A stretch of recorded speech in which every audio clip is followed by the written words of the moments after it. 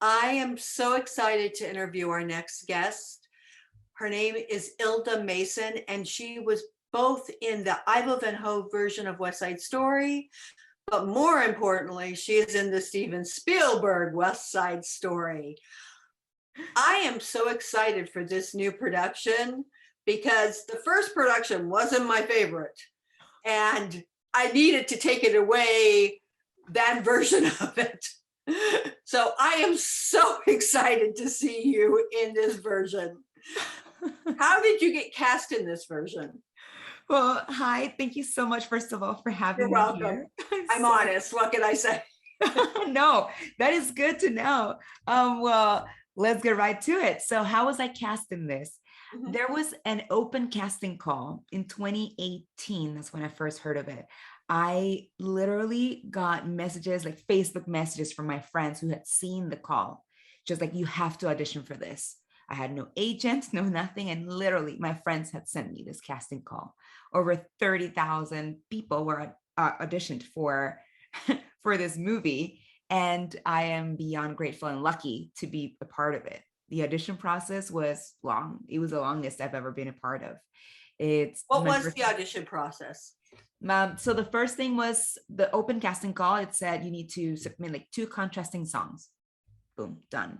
So I was in Panama, actually visiting my parents, and I was like, okay, I need to record this. So sent in my first audition. That was February 2018. It was a whole thing. My dad had never seen me audition for anything. He was the one pressing play for the piano. My mom was watering the plants. I was like, Mom, you have to stop watering the plants. You can hear it in the video. She's like, what's happening?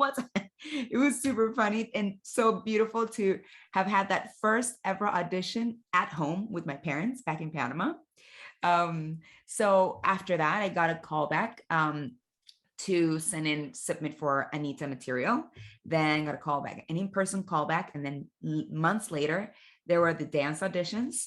I managed to go to the one in Miami. I was in the other side of the country. I was doing the Broadway tour of On Your Feet, the Gloria Estefan show. So I had to ask Great show, by the permission way. to be able to travel and miss a show to audition for this. The audition was a magical 2 days in Miami. I remember exactly what the sky looked like that night because it was just incredible to have that opportunity. And then got an email like a week later that said, Ilda, Steven Spielberg loved your audition and would love to bring you in to work with him in person. And I was like, I thought the email was fake because I couldn't believe it, you know? And then those were the final callbacks. So there were 2 days in which we danced, we sang, we read, we met the whole team. We met Steven Spielberg, Tony Kushner. I mean, we had Justin Peck. Every single person was there. 2 full days of incredible joy. And then didn't hear back for 6 months until April 8th, 2019, when I got the call saying that I would be featured as Luce in the movie. And then I started rehearsals a week later. Oh, wow. Yes, it was wild. My heart has never been more, like, has never longed so hard for something. I never wanted something so badly in my life. I have pages upon pages on my journal about this, about how just begging the universe to give me the opportunity to be in this and be able to tell my story as a Latina and as, a sister. Like, I'm from Panama, but as a sister to Puerto Rico, it was, yeah. So you've already gotten like a dream part already. Yes, this part actually didn't exist. Luz is a new character that basically would be like the Francisca, Teresita, all these roles that are in the stage play would be like, she would be one of them. It's Anita and her 2 best friends. It's Luz and Rosalia. Cool. And we have, it's a huge team. Like, we have. Do you have solos in the Puerto Rico song, America? I think I have a solo in that song. in America, but I do sing with Anita and Rosalia. We have what you hear in the trailer, I like to be nomadic. That's the three of us singing. Oh, But I do have solos and I feel pretty. oh, yay. Yes, yes. Um, can you tell the difference between working on Broadway and West Side Story and working in the Steven Spielberg West Side Story? What were the differences for you? I mean, wow, it was complete. They could have, for all means and purposes, been to completely different place, truly, because even though the rehearsal process for like the Broadway version was so reimagined that Right. it was basically like creating it from scratch, like throw away everything and anything you know about West Side Story. We're gonna do it differently. We're gonna do it for 2020. It's gonna be more grungy, dirtier, real, and take away I like would glitz and I glamour. would agree with the first two and not the third. Well, it's just yeah, But I know Ivan Hogue's work, and yes. it's like I love that production because it allowed people to see West Side Story, which is such a classic, Right. with new eyes and to pay attention to what was being said. Sometimes I think with West Side, we know and love the songs, we know them, so it's just kind of like a song. And sometimes I think we forget what the beautiful words written by Stephen Sondheim mean. Yes. You know, Officer Krupke never made sense to me truly until I saw we did this version, and then I saw, oh, the relationship between these boys and police. Like Right. on our show, it was about like police brutality and Right. a theme about like race. But yeah, so it was crazy because we had to create it basically from scratch, reimagine it, all this. Doing the movie with Steven Spielberg was in a way familiar to the process of rehearsing a Broadway show because we were rehearsing, we were dancing, we were, all these things. But then Steven Spielberg would come with his phone just to set, the shots and the frames and like, oh, that's right. That's right. This is a movie.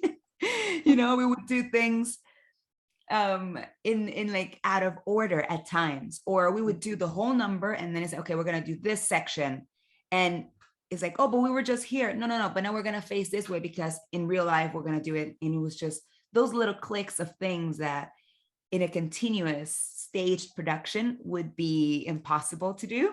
Right. So it was wonderful to see like those little details of the magic of, oh, movie magic. So if we do this, if we like go here, cut to that, cut to this. But yeah, I mean, I remember the first day they were rehearsing harmonies for America, actually. We were by the piano, Janine Tesoro was there. We were rehearsing. First time, we were just doing this, like, can I sing this, this, and this?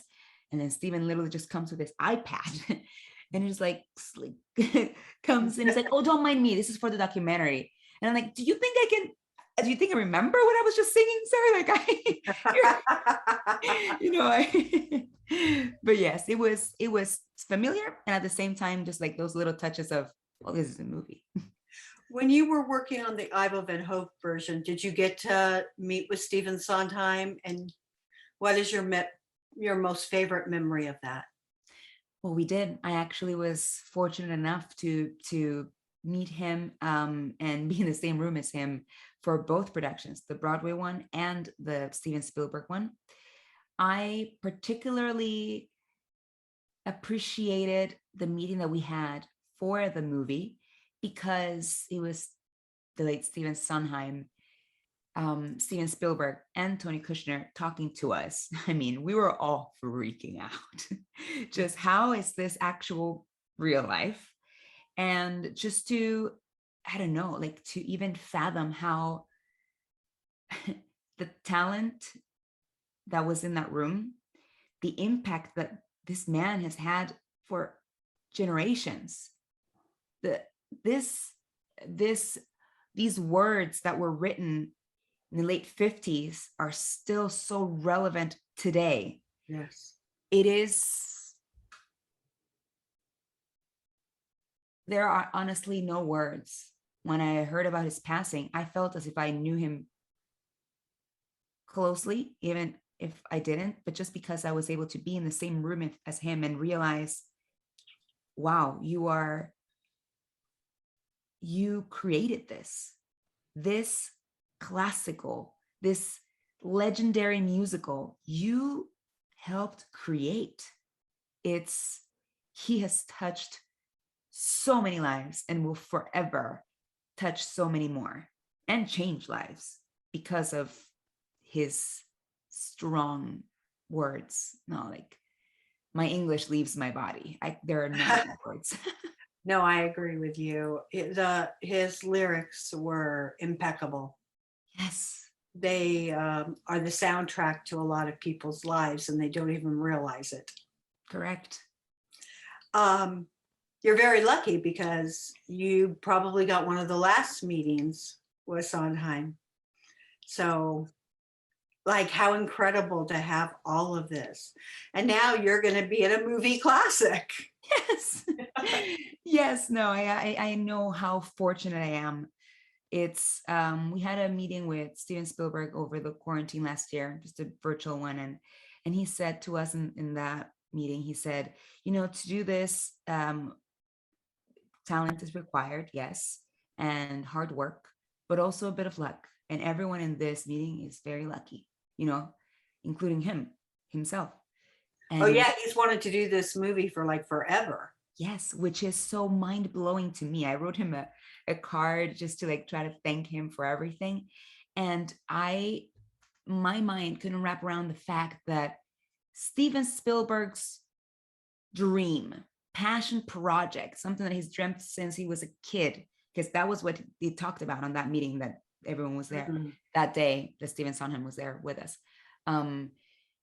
How this dream, also from someone who's so big, so accomplished, awarded, is the same as me, someone who just came from Panama. Well, not just came 8 years ago, but like who left, I left my country to do this, to pursue this dream, this goal, this career, the opportunity to do what I love for a living.